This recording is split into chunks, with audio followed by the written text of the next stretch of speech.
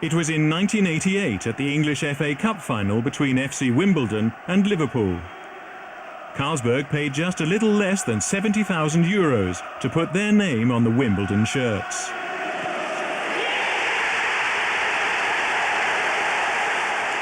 Underdogs FC Wimbledon did the impossible when they won 1-0 against mighty Liverpool, the biggest upset in FA Cup history. I'd say a fantastic day out, a game that I really enjoyed, and an incredible slap in the face for all the punters, all the newspaper pundits and so on who thought that it was just a question of how many we'd lose by. Carlsberg didn't renew their sponsorship.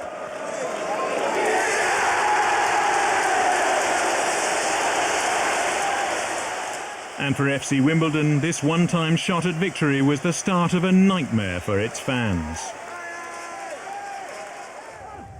In the early 90s, Wimbledon found their own Abramovich. Norwegian millionaires bought the club.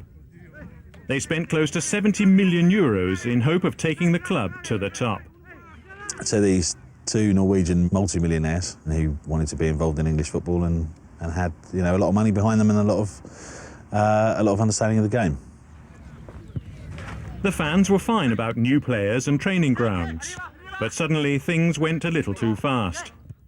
As part of a new business strategy, the board set up plans to leave London.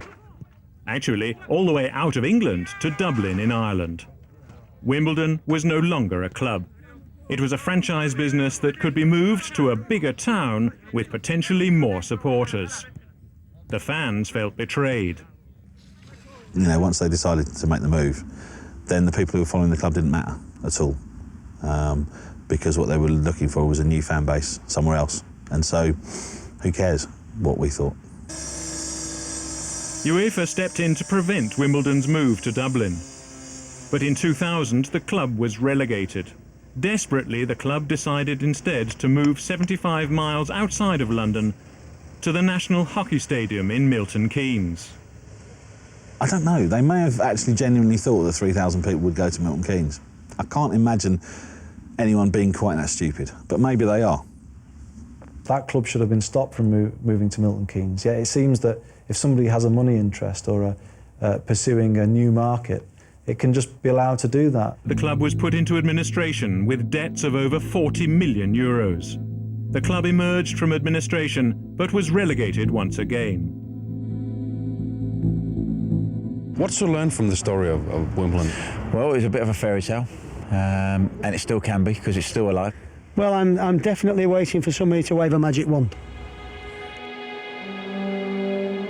Wimbledon played their last home game at Selhurst Park in front of a home crowd of just around 1,000 fans. They lost 4-2 to Wigan.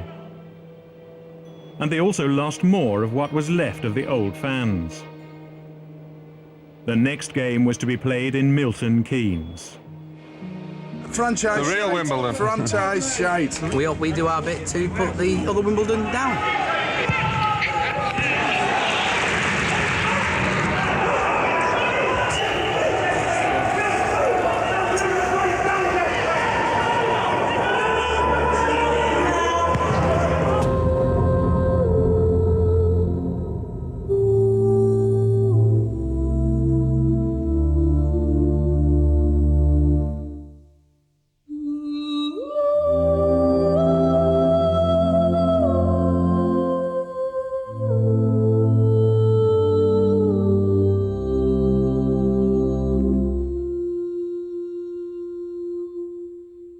Once you move more than a couple of miles or a little bit further from where you belong, then you've destroyed what I think is the strength of football. It's a massive part of the cultural life of England.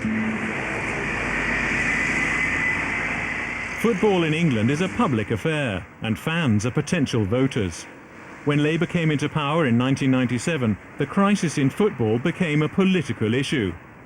The new government created a football task force led by Andy Burnham.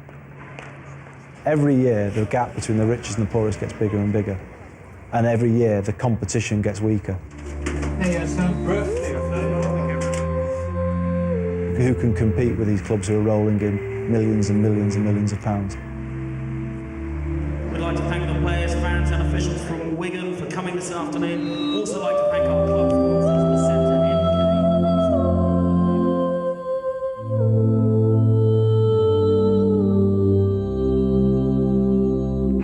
Meanwhile, the losers have now started their own silent revolution,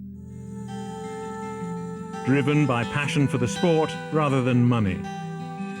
And when people say, oh, you can't be sentimental, all these sorts of things, it misses the point completely about what football is about. Yes, there's a lot of money goes around the football game, you know, in England and around Europe and around the world.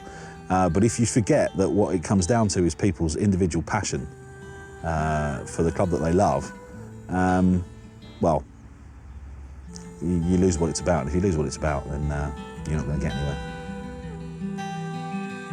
Chris Stewart and other former Dons fans have started all over again. This time they've created their own club, AFC Wimbledon. And they've their own stadium at Kings Meadow, in the heart of the old community. We insist that we have some say in how that money's spent, and we insist that we have some control over the club in the future, and we insist that, you know, we're talked to, that we have influence, that we know what's going on. Absolutely radical for football, absolutely revolutionary in football. Today, AFC Wimbledon plays non-professional football in the Combined Counties League. They've a steadily growing home crowd, 1,000 strong. Die-hard fans who will follow the club to the end of the world, even though they were dumped once by their former club. AFC Wimbledon, I will be the future. I mean, it's great. I just can't, you know, I can't get there quick enough. If there's a match every day, I'd be there. You know, it's just as simple as that. When they were going to Milton Keynes, you know, the fans decided that, you know, and when they set the new AFC Wimbledon up, it was too far to go to Milton Keynes. It was a terrible time for us. Selhurst Park was like banners out, we want Coppell out.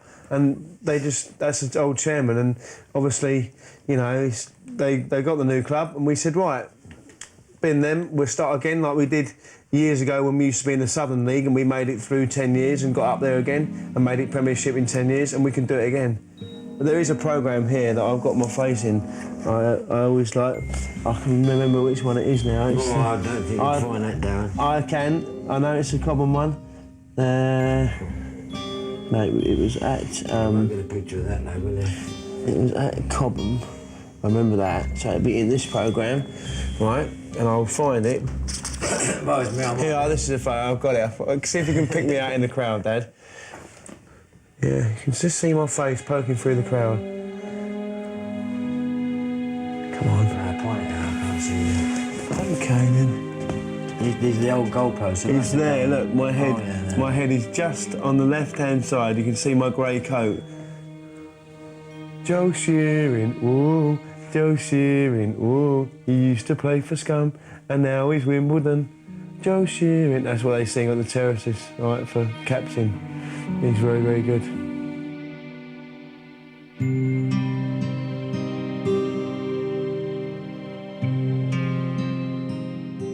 And passion may take AFC Wimbledon far. Despite the fact that the hunt for money killed his old club, Chris Stewart sees only one final goal for his new one. Champions League.